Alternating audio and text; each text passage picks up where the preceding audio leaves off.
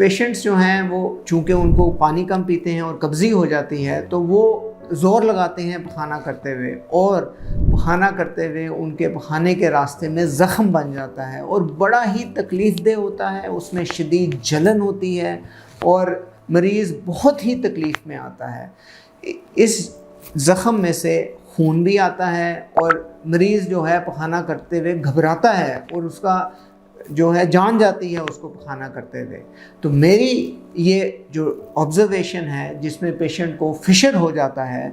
और जो कि पखाने के रास्ते ज़ख़म कहलाता है, ऐसी चीज़ों को अवॉइड करने के लिए अपनी डाइट में फ्रूट, वेजिटेबल, चक्की का आटा और इसबगोल ऐड करें, कम से कम 12 गिलास पानी पिएँ और